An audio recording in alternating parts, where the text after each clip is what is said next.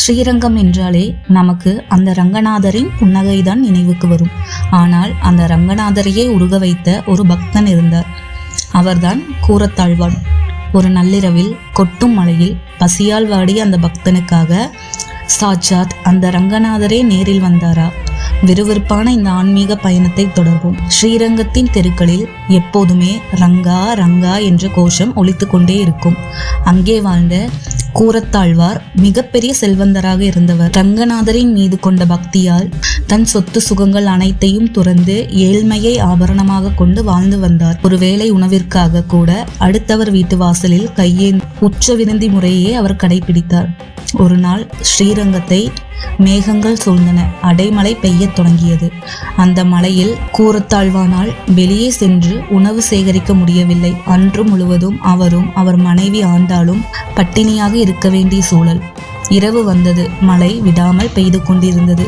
ஊரே அமைதியாக இருக்க கோயில் கருவறையிலிருந்து மட்டும் மணியோசை கேட்டது. அது இரவு நேரத்தில் நெய்வேத்தியம் படைக்கப்படுவதற்காக ஒலிக்கும் ஓசை. அந்த சத்தத்தை கேட்ட கூரத்தாழ்வானின் மனைவி ஆண்டாளின் மனம் வருந்தியது. ஜன்னல் வழியாக கோயில் கோபுரத்தை பார்த்த அவர் மெல்லிய குரலில் முணுமுணுத்தார். அரங்கா, என் கணவர் இங்கே பசியால் வாடிக்கொண்டிருக்கிறார். ஆனால் நீயோ அங்கே அறுசுவை உணவை உண்டு மகிழ்கிறாயா? இது உனக்கே நியாயமா என்று மனதினுள் முணுமுணுத்தல். கணவர் ஆழ்வானுக்கு இது தெரியாது. அவர் ஆழ்ந்த தியானத்தில் இருந்தால். ஆனால் அந்த தாயின் உள்ள குமுறல் அந்த அகிலாண்ட கோடி பிரம்மாண்ட நாயகனின் காதில் விழுந்தது. சிறிது நேரத்தில் ஆழ்வானின் குடிசை வாசலில் ஒரு பலமான தட்டுதல். திறங்கள், அரங்கனின் பிரசாதம் வந்திருக்கிறது அப்படி என்று ஒரு சத்தம் கேட்டது. கூரத்தாழ்வான் வியப்புடன் கதவை திறந்தார். அங்கே கோயில் அர்ச்சகர் நின்றிருந்தார். அவர் கையில் தங்கத்தட்டில் மணக்க மணக்க பட்டுவடையும் சுட சுட அன்னமும் இருந்தன. கூரத்தாழ்வான் அதிர்ந்து போனார்.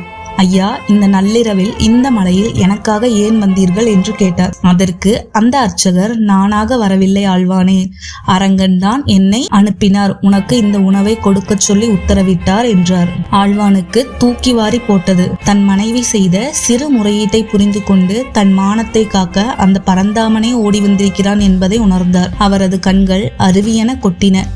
நண்பர்களே, கூரத்தாழ்வான் அந்த பிரசாதத்தை ஏற்றுக்கொண்ட போது அவர் உண்டது வெறும் உணவை அல்ல, அரங்கனின் மாறாத அன்பை. நாம் உண்மையான பக்தியோடு இருந்தால் நாம் கேட்காமலேயே நமக்கான தேவைகளை அந்த இறைவன் நிறைவேற்றுவான். ஸ்ரீரங்கம் சென்றால் இன்றும் அந்த பட்டுவடையின் மனம் வீசும்.